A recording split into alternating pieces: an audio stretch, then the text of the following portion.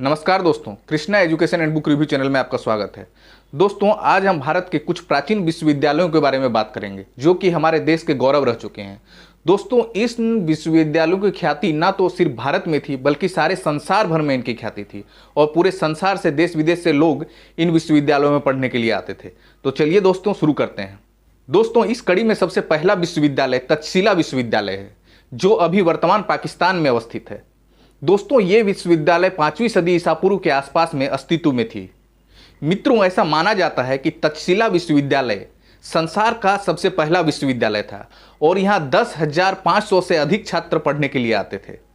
मित्रों, यहाँ 60 से अधिक विषयों की पढ़ाई होती थी जिनमें बौद्ध और हिंदू धर्मशास्त्रों के अलावा राजनीति, विज्ञान, चिकित्सा शास्त्र, सैन्य रणनीति, विधि, विज्ञान और राजनीति की पढ़ाई होती थी।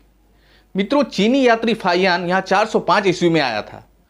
पाणिनि, चरक, चाणक्य, जीवक, प्रसेनजीत जैसे महान विद्वान तक्षशिला विश्वविद्यालय से जुड़े हुए थे। माना तो यहां तक जाता है मित्रों कि चाणक्य ने अर्थशास्त्र की रचना इसी स्थान पर की थी।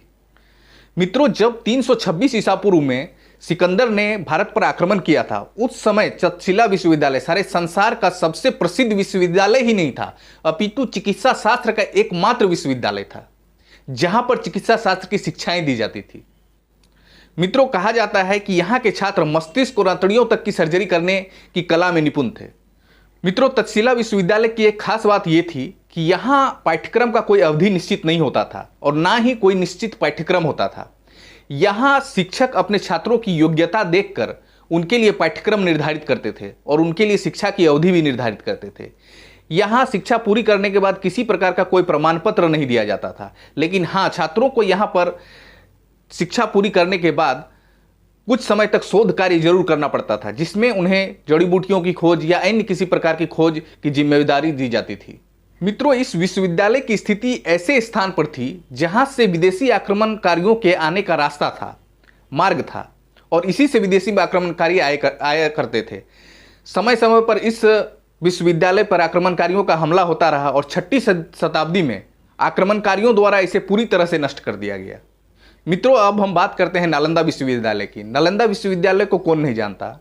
नालंदा विश्वविद्यालय दक्षिण भारत में शिक्षा का सबसे बड़ा केंद्र था और उसकी ख्याति सारे संसार भर में थी।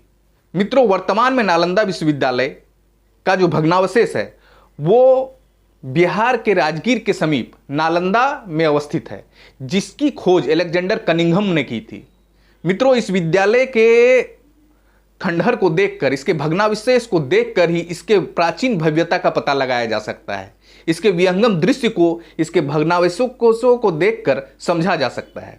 मित्रों, कहा जाता है कि इस विश्वविद्यालय में 10,000 छात्र थे और इनको पढ़ाने के लिए 2,000 शिक्षक थे। मित्रों, यह विश्वविद्यालय गुप्त काल में अस्तित्व में आया था तथा इसकी स्थापना गुप्त शासक कुमार गुप्त, जो कि 440 से 470 ईस्वी तक शासन किए थे, ने करवाई थी। नालंदा विश्वविद्यालय ने हर्षवर्धन के शासनकाल और पाल शासकों के शासनकाल में अपनी प्रतिष्ठा प्राप्त की और उस समय वो अपने चरमोत्कर्ष पर था। मित्रों, यहाँ बौद्ध धर्म के तीनों सिद्धांत सिखाए जाते थे, यानी महायान, हीनयान और वज्रयान। मित्रों, ये महायान की शिक्षा का प्रमुख केंद्र था। इसके अलावा दोस्तों वेद, ललित कला, व्याकरण, दर्शन शास्त्र, तर्कशास्त्र, चिकित्सा और खगोल विज्ञान की शिक्षा दी जाती थी। मित्रों, नालंदा विश्वविद्यालय में 8 बड़े बड़े परिसर थे तथा यहाँ छात्रों के रहने के लिए छात्रावास की व्यवस्था थी। मित्रों, ये सारे परिसर चारों ओर से एक विशाल दीवार से घिरे हुए थे जिसमें एक प्रवेश द्वार था। यहाँ छात्रों के लिए और शिक्षकों के लिए 300 कमरे और 7 बड़े बड़े कक्ष थे।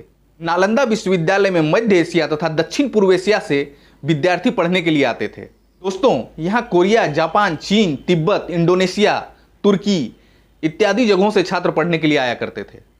मित्रों, आर्यभट्ट को आप तो जानते ही होंगे। आर्यभट्ट भी इस विश्वविद्यालय से जुड़े हुए थे और यहाँ के शिक्षक और छात्र रह चुके थे। नागार्जुन भी इसी विश्वविद्यालय से जुड़े हुए थे। चीनी यात्री हेनसांग यहाँ 2 वर्षों तक रहा तथा उसने यहाँ शिक्षा ग्रहण करने के अलावा एक शिक्षक की भूमिका भी निभाई। एक अन्य चीनी यात्री इत्सिंग यहाँ 10 वर्षों तक रहा। मित्रों, इस विश्वविद्यालय की आय या खर्च जो है 200 गांवों के अनुदानों से चलता था। ये 200 गांव इस विश्वविद्यालय को दान में दिए गए थे। इन्हीं गांवों से होने वाले आय से यहाँ के छात्रों के लिए कपड़ा, राशन और इनके रहने की व्यवस्था की जाती थी। मित्रों, उस समय इस विद्यालय के कुलपति शिलभद्र थे। आप सोच सकते हैं दोस्तों, कुलपति का सिस्टम भी उस समय डेवलप हो चुका था जो कि इस विश्वविद्यालय में था। मित्रों, यहाँ शिक्षकों और छात्रों के लिए एक 9 तल्ले का विशाल पुस्तकालय था जिसमें 3 लाख से भी अधिक पुस्तकें थी। इस विश्वविद्यालय के पुस्तकालय में हर विषय से संबंधित पुस्तक थे। इन पुस्तकों को 3 अलग अलग भवनों रत्न रंजक, रत्नाधि और रत्न सागर में रखा गया था। मित्रों, इन विश्वविद्यालयों पर समय समय पर आक्रमण भी हुए हैं, जिनमें कि इस पर सबसे पहला आक्रमण मिहिरकुल ने किया था। इसके बाद बख्तियार खिलजी ने इस पर आक्रमण किया और इस समूचे विश्वविद्यालय को जलाकर नष्ट कर दिया।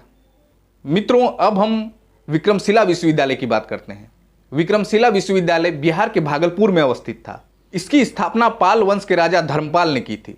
विक्रमशिला मुख्य रूप से बौद्ध धर्म की शिक्षा का केंद्र था। यहाँ बौद्ध धर्म का प्रचार प्रसार करने के लिए विद्वानों को देश के बाहर से भी बुलाया जाता था। मित्रों, बौद्ध धर्म का वज्रयान शाखा यहीं पर फला फूला तथा यहाँ तांत्रिक विद्या की शिक्षा भी दी जाती थी।